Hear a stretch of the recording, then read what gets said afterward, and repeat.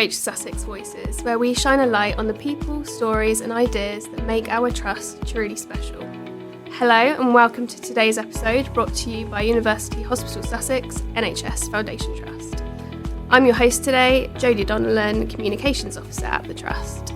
Joining me today are three brilliant guests, Dr Harpreet Ranu, Respiratory Consultant and Lead for Asthma Care in Brighton, and our specialist asthma nurses, Jenny Beaumont and Catherine Sauka. The team has been making waves in specialist asthma care here in Brighton thanks to their pioneering work with biologic treatments. These treatments have been life-changing for patients, transforming symptoms, confidence and the quality of life. Their success even caught the attention of the BBC, earning them a feature on The One Show. Today, we'll be talking about what asthma care looks like here at UHSussex and how biologics are reshaping what's possible for patients. Hi Harpreet, Jenny and Catherine, thanks for joining us today. How are you all? Well, I think we're fine. Good.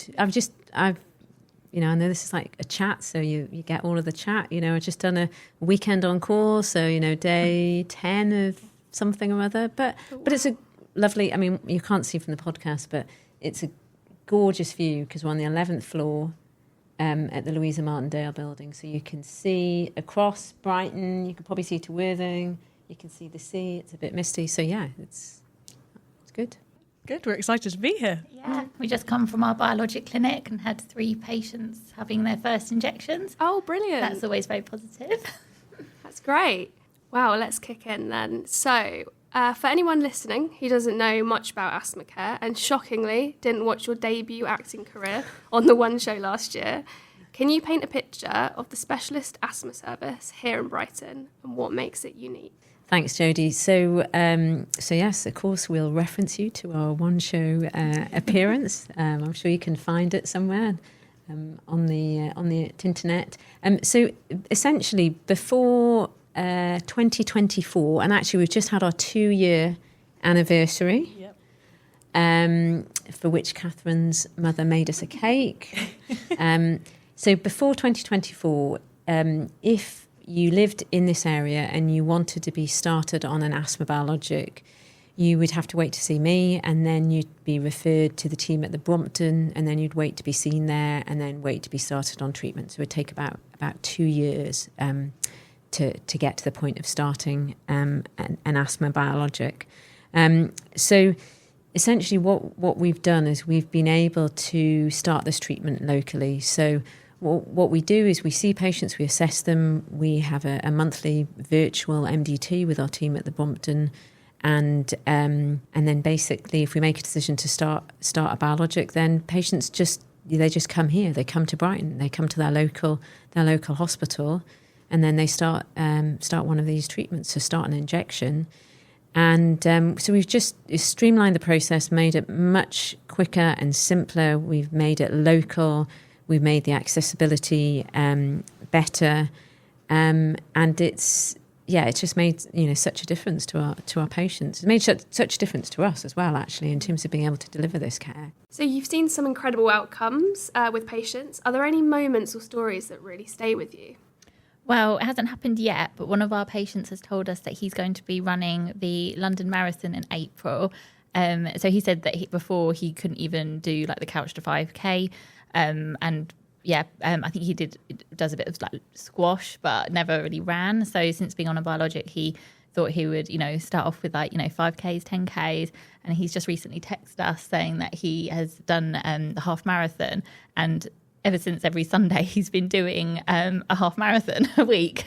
Wow. So, and he's finding that quite easy. So hopefully good luck to him in April when he's doing the London Marathon, and he's doing it for Asthma and Lung UK. Amazing. Yeah. I've got no excuse. I know. And he said he texted us recently saying, a lot of patients have, started asking him questions about signing up and stuff, and running the marathon and just biologics in general. And he's really happy to talk about it. So. Amazing. That's amazing. Yeah. That is amazing. Maybe we should start up our own asthma running group, because because Jenny won't say, but Jenny's just done a half marathon. So maybe it could be a thing. I mean, half the distance. I think I finished it and just thought, how can people do this twice? Was that at Brighton? It was, yes, on the weekend. Wow. Yes. It was very windy. It was very windy. I felt every little breath of that wind. So well done for doing it. Thank you. Marathon on the cards? No, I don't think so. I think that's enough for me. Yeah, we'll just let our patients do it instead. Yeah, much better. I will speak about a patient who we actually see every month. He's probably been on a biologic now for about 18 months. He is not sort of a gold standard patient. He's somebody who would have extreme difficulty kind of getting up to London. He does suffer with alcohol addiction and struggles with his mental health. He's somebody who lives locally in Brighton. And before he was on this treatment, he was a frequent attender to A&E. He would go to intensive care. He was having multiple courses of steroids. And as Harpreet was saying, since we've managed to have the service up in Brighton, he's able to come to us every month. We see him to give an injection. We monitor his symptoms. And essentially, he can have this treatment much closer to home. He is somebody that never would have gone to London even for an assessment. It's just not realistic for somebody like him. And he's done incredibly well. All of his sort of numbers on the test that we do are improving, but also he's feeling so much better. He's had no attendances to hospital at all.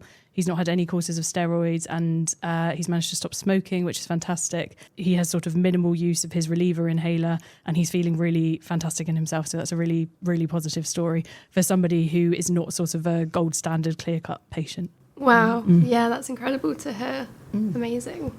I'll talk about one of our patients who also came on the one show with us.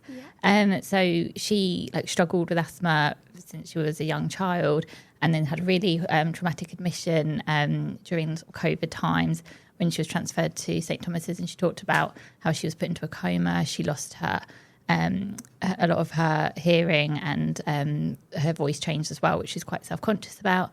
And she's very up and down with her asthma ever since. And then she had her fourth pregnancy, and we saw her every month up on our day unit just to check in. It was also a bit of a confidence, a bit of reassurance for her confidence as well. We got her through, she was fine, she had her baby nice and safely, and she's been doing really well ever since. So just having that accessibility to us coming up on our day unit was a big change for her, I think. Oh, amazing. And it's such a beautiful view there, isn't it, on the S deck? Yeah.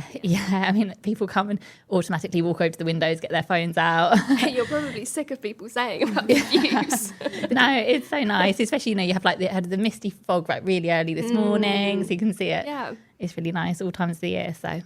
And that's made a big difference, being here in the new building. I say new building, it's now a couple of years now, isn't it? But having that space at the front of our ward, our same day emergency care area, our day ward area, which is, which we can use for these patients to start their treatment. It makes a huge difference. And having that area and that space ring fenced for, respiratory patients, so they can get access to care on the day quickly.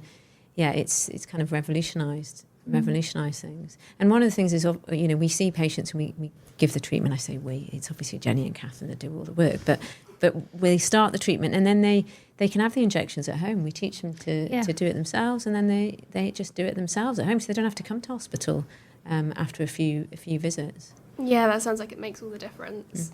So let's get into the treatments. So the biologic treatments have been described as life-changing for people with severe asthma. Can you explain what they are and why they've made such a difference? Yeah, so we use the term biologics, and people will have heard those, in other diseases and chronic problems. And I think probably the best way of describing them is immunomodulatory. So they have a specific impact or a specific area that they target relating to asthma, which means that they don't suppress your immune system in the way that you might run a risk of infection. They specifically target the pathways that are affected by asthma. And because of that specificity, it means it has impact, and it means that they have very few, side effects as well.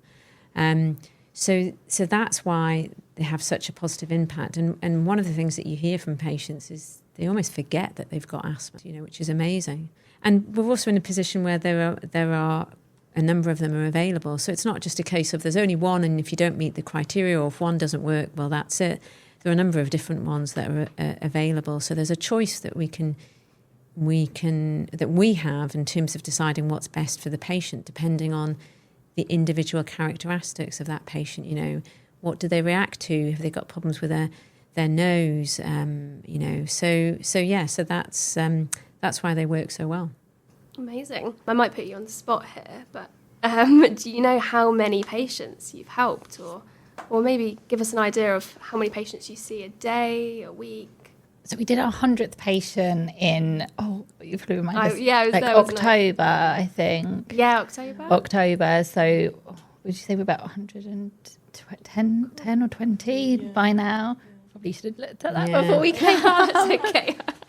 Yeah, I think it's about 110 or 120, something like that. Yeah. So you think we just started 3 today? Yeah. And with those people, some of them are at home injecting themselves. So they come to us first. Mm-hmm. So normally it would be for the first 3, but if they're really confident and we've done their first injection and made sure they've had no reactions, we bring them in the second time and they're happy to self-inject in front of us. Then, sometimes we can say, okay, do you know what you can do? You can go on home care from here. So it's a delivery service, completely free for the patient that delivers. They can deliver, I think, up to 4 at a time. So you can get 4 months worth.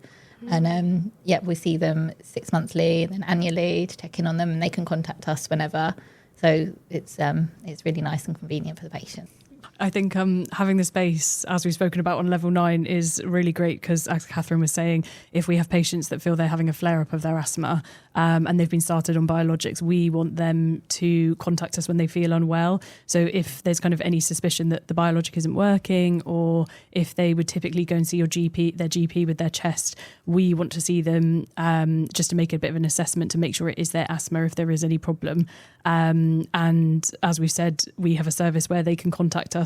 We can see them usually sort of the same day or the next day, and just get them in quickly, make sure they're getting their treatment done, and sort of reassure them or sort of provide the appropriate treatment and get them continuing on their biologic. So I think more and more we're trying to get people to do this themselves at home, just so we can sort of continue to see more patients. Yeah, so some days can be very busy. They'll be sort of a clinic seeing patients for monitoring and review, and then each day you don't know. Sometimes you'll get phone calls, and then there's like 3 or 4 people that need to be seen. So there's quite a bit of variability and from a day-to-day point of view, which makes the service busy. So no day's the same. No, never is in the NHS. No, is it? That classic saying. Yeah. So, looking to the future a bit, so what is next for asthma care at the Trust or nationally? Are there any innovations or improvements you're excited about? Well, again, it's a podcast, so you can't actually see this, but and I don't think Catherine minds me saying that Catherine's going on maternity leave at the end of this month. Congrats. So I guess one of our priorities is having maternity cover, and just really being able to keep the service going as it is. One of the other things that's coming up is there's another one of the biologics which is coming out, which hopefully we'll get some more information from NICE in terms of criteria, but will be a 6-monthly injection. So, which will, revolutionise things for patients. Just getting an injection once every 6 months. At the minute, most of them are every month. One is, every 2 months. Another one is actually every 2 weeks. So, having an injection which is just 6 monthly, that's going to be make a huge difference. Yeah, but Jenny, Catherine, what are your thoughts on the future? I think we've set things up really well. As we said, I think we just want to definitely continue as they are. A plea for anybody who wants to do a maternity cover. Yeah. And hopefully, sort of as that continues, aim to expand, pick up more patients. I think get people more sort of efficiently into doing the injections themselves at home. and sort of getting people to self-administer their things in their own home, because it's much, even though they are coming to Brighton, it's a lot more local. It's still a hospital attendance, which as much as possible we want to try and sort of avoid, and continuing patients being really independent. Yeah, definitely agree with you, Jenny. I won't be here for the long-term future, but a 12-month post will be going out, so keep your eyes out for that. Yeah, check the website. Yeah. Jodie, are you interested? I'd probably have to do a degree, maybe. But I'll happily promote for you. I'll do that. So, last question we've got today, just to close up, really. So, for anyone listening who might be struggling with asthma, how can they access the service here in Brighton? I think the most important thing is go and see your GP, see your practice nurse, have your annual asthma check or have an asthma checkup, particularly where they're looking at your inhaler and how you use your inhaler. That's really important. I think the other thing that's really important to say as well is smoking cessation. Yeah, definitely. If you're thinking that you've just maybe getting a bit unfit or a bit older and using your blue inhaler or reliever inhaler more than 2 times a week, or finding you're using it most days, definitely make an appointment at your GP for an asthma review, because sometimes these things can't be picked up by how many prescriptions you're picking up. So definitely make that appointment yourself. Thank you all today. It's been wonderful here on the sunny coast of Brighton. Thank you. Thank you.